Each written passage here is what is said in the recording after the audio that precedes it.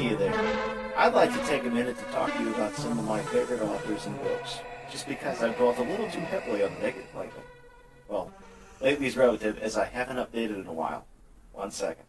And here and really get into talking about pulp and all the various authors that I like, that I've touched on somewhat in the past. I'm going to bring up a little piece of news here, and it's the mere fact that I'm on a podcast now with my friends Linda and her brother Donnie. And it was, believe it or not, we're covering the filmography of Nicolas Cage, of all people.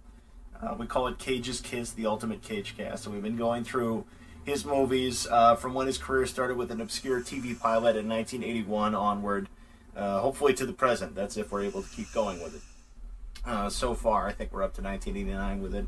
But that thing's on iTunes and YouTube and Twitter and various other places. You could just also search it out. It's got its own website. It's Cage's Kiss without the apostrophe, oddly enough.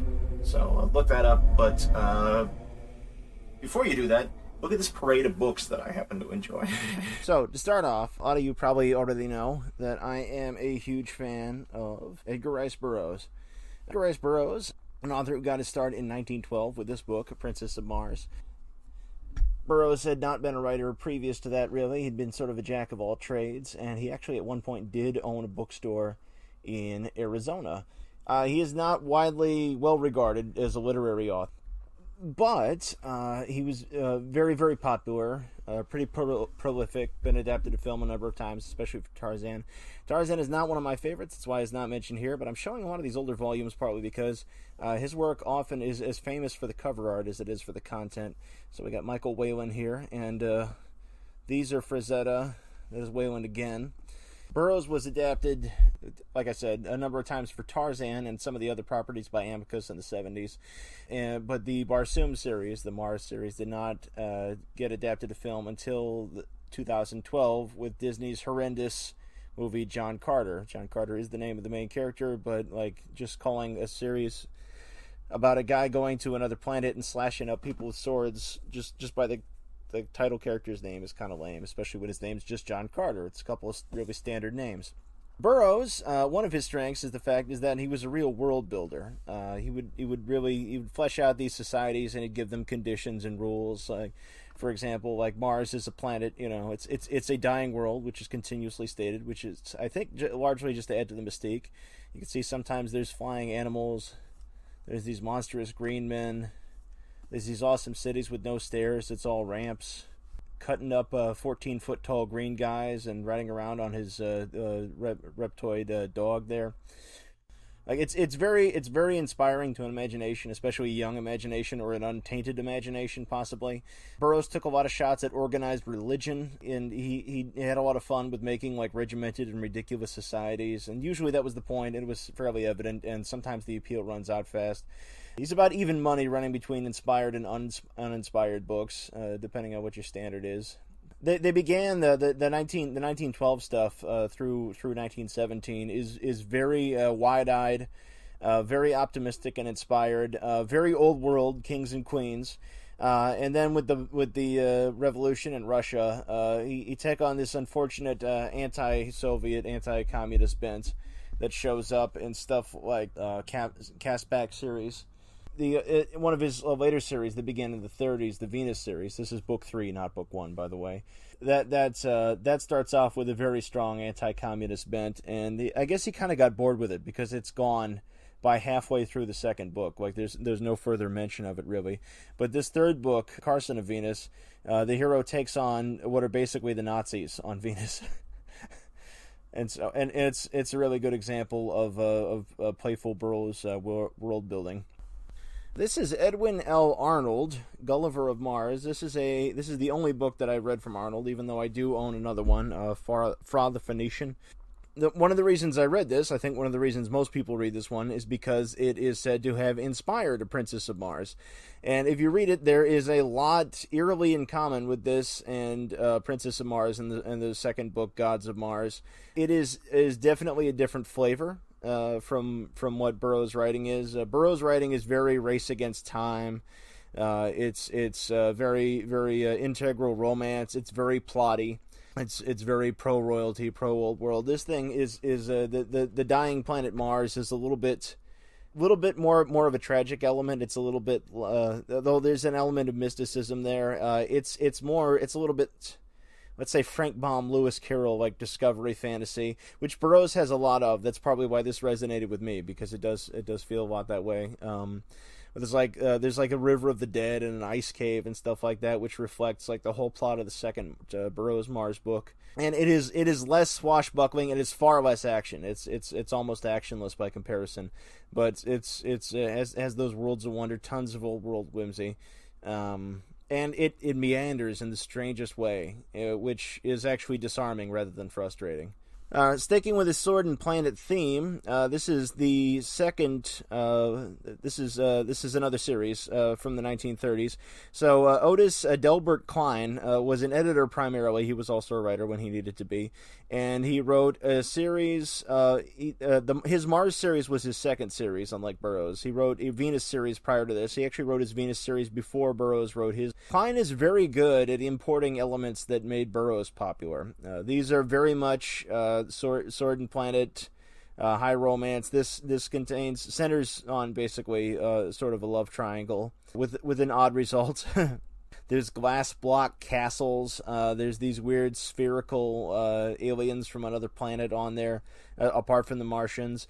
Klein never sends his guys to the other planets. He always sends their consciousness into existing bodies, so that he's got a guy with order that has a history and a name. So he doesn't have to. He never does the thing that Burroughs does, where the guy has to learn the language and sort of break in the planet for good or for ill. But even though there are parts missing, he's excellent at aping the style, and it might even be a more efficient delivery system for the same stuff. Although Burroughs did it first. Shifting gears here, this is to the 1950s. This is Jack Vance. This at once looks more like high fantasy and is also more like hard science fiction compared to the other examples here. So this takes place on an Earth so far in the future that basically our present history is not remembered. Since civilization has come and gone so many times, and so the Earth is dying, like the air is getting thin, it's colder. There are sorcerers, and there's people basically like in the sense that the Earth is dying, rather than it being a desperate struggle for survival. People just don't give a shit anymore, basically. A lot of them, there's a lot of materialist rampant behavior. There's highwaymen, there's sorcerers and wizards trying to screw each other over for petty things, and space travel is and has been a thing, and people are able to go to other dimensions, but all of mankind's capability is just sort of used for amusements. It's a really fascinating flavor. It's very alternative. Gene Wolfe's Shadow of the Torturer, the Book of the New Sun series, borrows a lot from this in plot and in theme.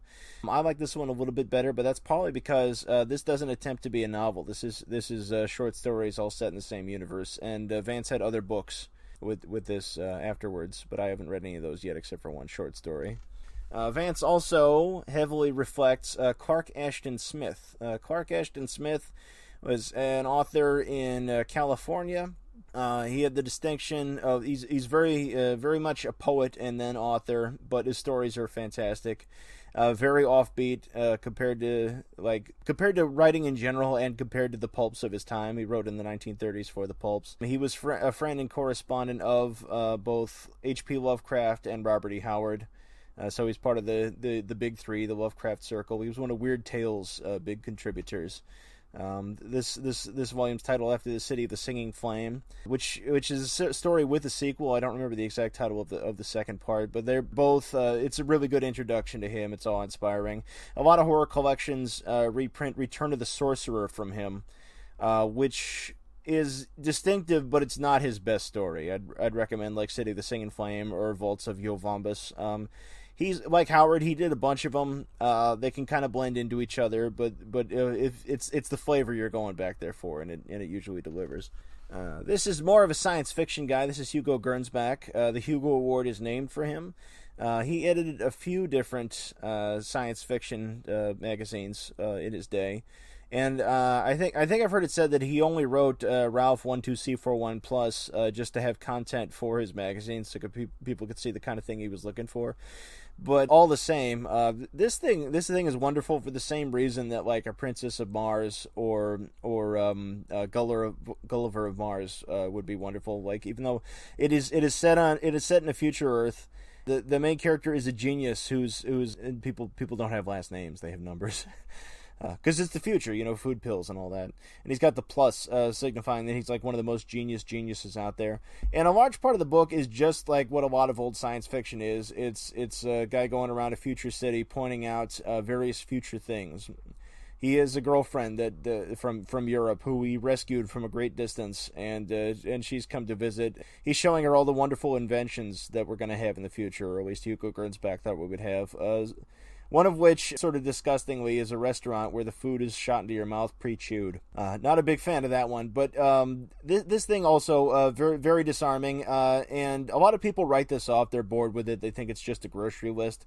And the grocery list is there, but like it built up the melodramatic adventure also to encapsulate it, which I really appreciate. It's all about the delivery system. I mentioned Robert E. Howard, so here he comes. Unlike Burroughs, more like Smith, Howard, there aren't really many definitive editions. Like, he died in 1936, and his stories were, all his stuff was virtually all short stories submitted to Weird Tales and other pulp markets. He made his living on that. He doesn't really need much of an introduction. Most people know what Conan is, but a lot of people don't know that he created Conan in the 30s and killed himself in 1936. No, it was not created by Robert Jordan. Just take that thought and put it away.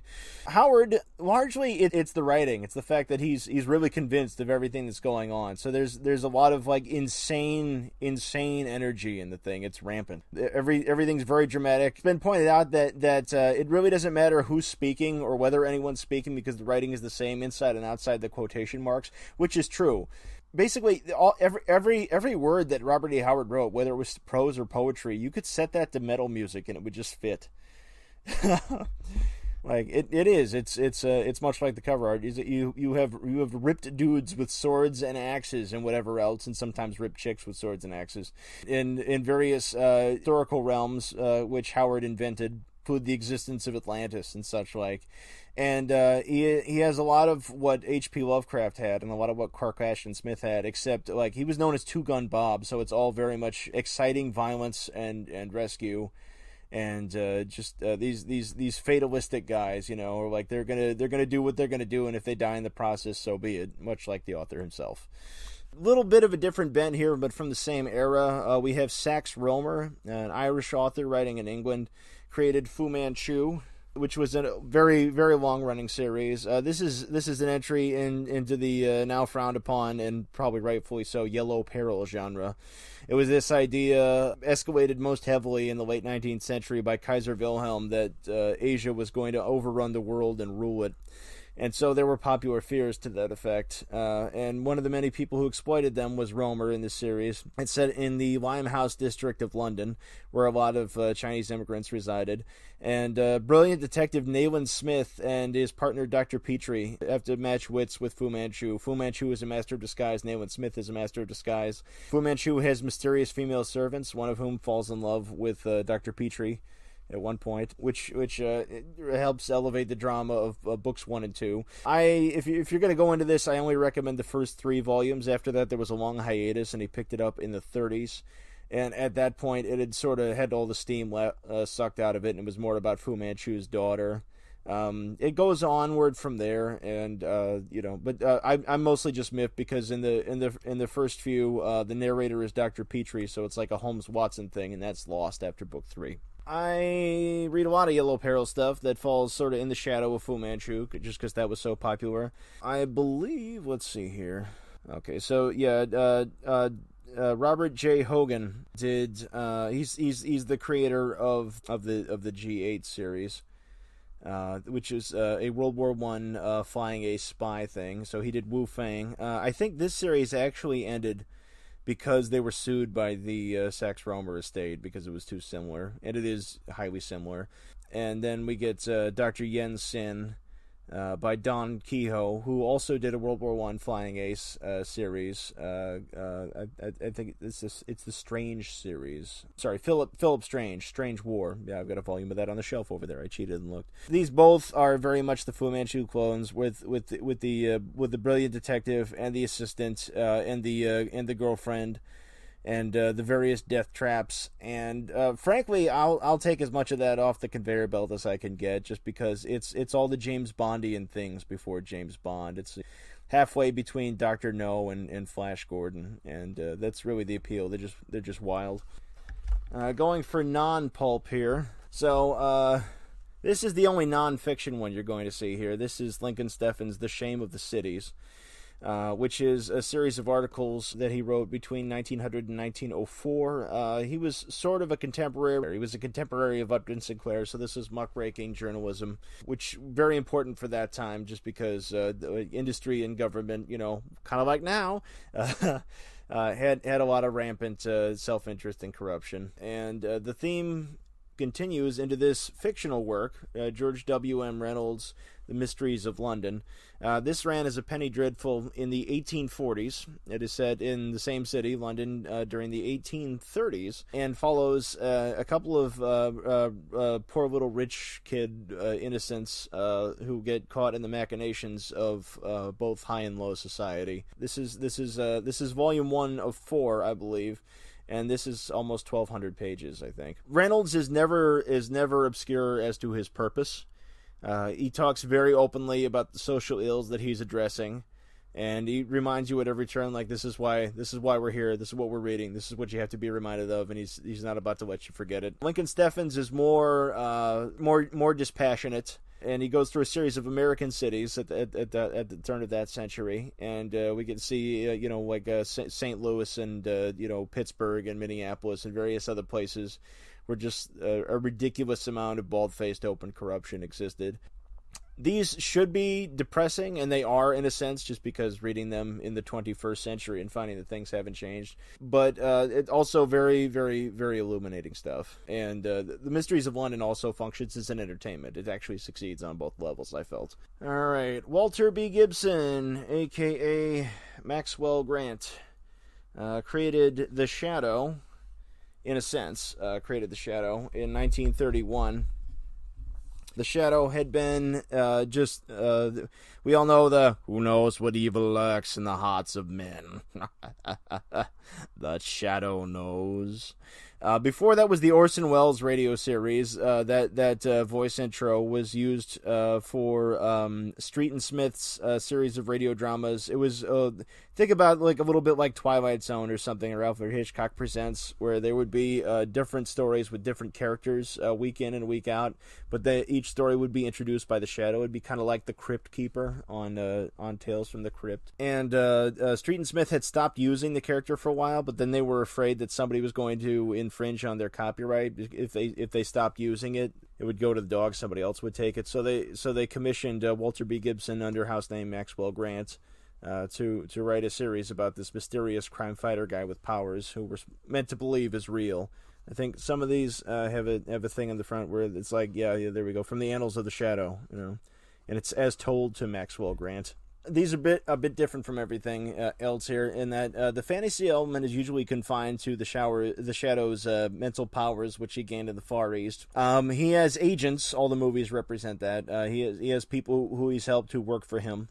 In the first book especially, there's Harry Vincent who's attempting suicide, and then the Shadow intervenes and says, you can live for something. And so the Shadow is never without somebody to rescue. Sometimes he is more in the background. At other times we get him very much in the forefront, wearing the classic outfit with the brim of the hat low and the cape and the guns, and he's got this jeweled ring. And with unlike some pulp series, Maxwell Grant stuff, the Shadow stories are very much more about the mystery. It's more about uncovering the mystery. There's tons of action. There's tons of escape. There's novel traps. There's trap doors. There's in one of them there's a guy disguised as an idol. Who pops out of nowhere towards the end, but you get the Shadow cutting out newspaper clippings or typing up pieces of paper and like putting them together with his black gloved hands. It's like working it out, saying like who's lying about what, And if you're a nerd for like deduction type stuff, that's the bee's knees right there. That's part of the primary appeal, and just like the series of disguises, and it's all very elaborate, very fun. There's a reason that this sort of thing has more or less endured, over the last what is it, 90 years now? From the same sort of mill as the Shadow in its afterbirth. The three biggest, I think actually the three biggest pulp series of the 30s were the Shadow, Doc Savage, and this obvious Shadow knockoff, The Spider by Grant Stockbridge, actually Norval W. Page. It was from a rival press, and they wanted to keep up. We've got this other fellow who's a master of disguise and gets into mysterious scrapes and is firing those guns off a shitload. So the key difference between this and between the Spider and the Shadow stories is that the Spider is usually acting on his own behalf. Like he has servants and stuff, and he has a steady girlfriend also. And they do get into trouble, but mostly it is the Spider. The Shadow, also like the Spider, is relentlessly pursued by the police because he's a crime fighter who is believed to be part of the underworld. Like criminals, always think he's trying to cut in, much like the Green Hornet. The Spider, the Green Hornet, and the Shadow all appear in my animations since they're all sort of cut from the same cloth. But the big difference, the big distinction is that the Spider is less about the mystery and more about the action, and the fact that the criminals are always really savvy, and so are the cops. They're always just nearly on his tail. They've almost got him, like at every turn. Like he's getting shot to shit just in every single adventure. You can't read too many of them in a row, just because like it's edge of your seat shit, and oddly enough more realistic on the whole. Even though there's of course the weird pulp touches like villains like taking out their targets with flamethrowers on public streets and stuff like that, which occurs in the second story in this volume. But it's kind of wild. H.P. Lovecraft. Everybody likes H.P. Lovecraft now, or they think they do. They bought a Cthulhu plushie and they think they're into Lovecraft. Huh. I'm not going to say I was on it before it was cool, since it's been cool since the late 20s, actually. But goddamn it, it's still cool, and I'm not just in it for the Cthulhu shit here. I really like the Dream Quest and the Dream Cycle with the Dream Quest of Unknown Kadath, and the Horror Museum, the ones where he wrote on behalf of somebody else or under a different name. There's so many insane goodies in here. Lovecraft, like Burroughs and like a lot of the pile there, widely criticized. A lot of people will point out, he's got big descriptive blocks of purple prose. He has almost no dialogue in his stories. When there is dialogue, it's purple prose with quotation marks around it usually.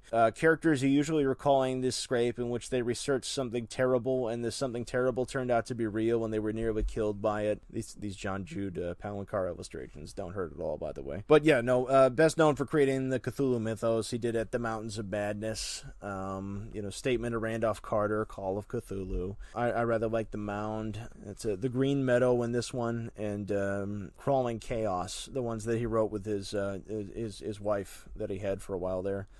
Against all odds, those are fabulous. This one, if you're gonna break into any of these Del Rey collections, they used to sell these at Barnes and Noble, but no longer do. If you're gonna break into any of the Del Rey collections, I recommend either of these, especially this one. It has a lot of short pieces, a lot of unfinished pieces, but it's tantalizing, more than frustrating. Slight change of pace. From France, we have Pierre Souvestre and Marcel Alain's Fantomas. This is an influential series. It was a long series. These guys wrote these very rapidly until I don't remember which one of them died, which looks kind of bad right now. One of them perished, and the other one carried on. These began, I believe, in 1910. There's Fantomas, The Corpse Who Kills, The Royal Prisoner. There's a lot of them. Those are the English titles anyway. The French titles, I believe, are different. Fantomas has also been adapted to film. In fact, I saw silent films of this before I read the books. So this has an arch villain, almost his hero, who is a master of disguise, who embroils innocents and gets people wrongfully executed. And just does his darndest to be as bad as he possibly can be. He's always embroiling other people into crime, getting people to execute thefts and then cheating them. And one of the interesting things about it is that it's very much wrapped up in the mystery. There's a hero detective trying to solve it, and there's Jeffrey Fond, or the young man, whose father Fantomas may have been or replaced. The thing is that it never gets tied up. Fantomas never really appears to get into police clutches at any point in any of these books, and I've read 3 of them so far. And there are continuing characters in each. People who are a bit of a villain, wrong side of the law that are there again. And this was actually a big inspiration for The Shadow, I believe, for the way the books work out, because there are underworld characters who are there from book to book, police characters are there from book to book who aren't part of the main action, but like sort of on the sideline. And he also has a calling card where the name disappears on it, or appears and disappears, just like The Shadow. These are very interesting. French writing is a different beast from what I've seen. Like the priorities are set differently, and what you get out of it is going to be different. So be prepared for that. But like there's tons of genre fun and just like real surreal weirdness in this. I think there's a reason that this image got picked up and reproduced so often. Change of pace. Here we get to Germany around the turn of the century with Karl May. If you're German, you do know who Karl May is. If you are not, you may need for me to explain him. Karl May created Shatterhand, he did Winnetou, he did a series of travelogue stories, which are supposed to be true accounts of his going to America and the Wild West and interfacing with Native Americans and having adventures. But Karl May was a brilliant author of fiction. He did not actually go to these places. In fact, the furthest west he ever was, I believe, was Buffalo, New York, where he went once, like a promotional event. These are all his travelogues are stunningly well researched. There's a lot of Edgar Rice Burroughs type shenanigans. There's a lot of adventure. It's thrilling stuff, and on top of it all, at least this is the only one I've read so far, by the way. This is a late one for him. This is The Black Persian, which is set, I think, in southeastern Europe. It's really what makes it interesting and what makes it different, apart from the fact that it's very well written, at least well translated, is the fact that the lead character is always in moral debate as to how to proceed throughout the adventure. He isn't simply like chucking tomahawks and swords and bullets into other people. Like in each and every turn, he's considering what the best course is, which oddly enough is not tiresome. I might be selling it short, in fact. But I think that actually elevates it. Like, many people will tell you this isn't literature. Hell, I mean, he was popular for a reason. This shit, this was adapted to films also at various points. Highly recommended. Highly recommended. And this is a strange note. This is actually one of the most dubious things in this pile here. But nonetheless, these have wormed their way right into my heart. This is basically like the 1940s equivalent of like eager high school boy wish fulfillment fiction. The Shaver Mystery by Richard Sharp Shaver, yes, that's really his name, is a deeply energetically paranoid series of seemingly disconnected but in the same universe tales which involve evil extraterrestrial forces trying to control us from the center of the earth and various humans' adventures dealing with them. It's there's a lot of weird and sometimes perverse themes at work here. Which I think made it all the more fulfilling to certain members of the 1940s male audience, and definitely to Shaver himself, less so to me, since it's outside of my preference. But like we get these weird demonic alien creatures under places like Arizona. And you've always got beautiful women in femdom situations. You've got like trips to other planets. You got people who have learned to be immortal and turn gigantic. In fact, the first story, I think, of the first book, like, excitedly claims that you can live forever if you just shield yourself from solar rays with energy ash. It is nuts. Like the Yellow Peril stuff, this is paranoid fiction. This is fantastically paranoid fiction, as in paranoia about things that are basically impossible. But it's like UFO conspiracy stuff and a religious mania. Like it's paranoia of this kind still exists, and that actually takes some of the shine off of this, just because there's so much written for made up for fiction and for serious, where people are claiming that various forces are working to destroy us. A lot of people still believe in like a serpent people conspiracy and stuff like that, and and then more realistic conspiracies. You get UFOs, Kennedy assassinations, and such. like, some of which is true. But if you have a little distance here, the Shaver mystery is fun. It's the guy Richard Sharp Shaver apparently really believed all this stuff. He was a war worker during World War II and became convinced that he was being communicated with through his welding tool by forces at the center of the earth. So it's really all over the place. And in terms of actual structured storytelling, it is sometimes a complete disaster. And it's that amateurish factor that actually helped sell it for me. There's in book 2 here. There's I Remember Lemuria. There are more than 2 books, but these are the ones I've read so far. There's a novella or novel, I Remember Lemuria, about this guy in the future society who like randomly decides to go to this other planet and study the arts, and I think he changes from arts to engineering, and then he stumbles immediately upon a conspiracy and immediately rescues classmates, and all of a sudden they're off to this planet of giant people, and there's warfare breaking out, and it all goes really fast, and there's very little sense to it. This has been described often as post-Lovecraft, just because a lot of the themes are in common, except Lovecraft composed his thoughts better. But these if nothing else, these are really worth the giggle. And sometimes that just does it on that pulp level. I don't know if these have ever been adapted to straight narrative film. I know there's a quote-unquote documentary about this out there that I watched part of and I had to turn off. But fascinating stuff nonetheless. Big ones, let me know if you want me to go into detail at any time later about any of those particular authors or series. That's always an option. As I mentioned earlier, check out Cage's Kiss. We're very irreverent and witty, possibly. Hope to have more cartoons on deck at some point. If you want to hear more about books, I do a lot of reviews on Goodreads for as often as I finish a book. You can get the link there from my DeviantArt or just check out. I think you could just look up Leo the Fox on Goodreads and you'll find it, or probably get a link from YouTube. Anyway, check various things out at various points in time, like, subscribe, or whatever. I don't know, whatever people say later on.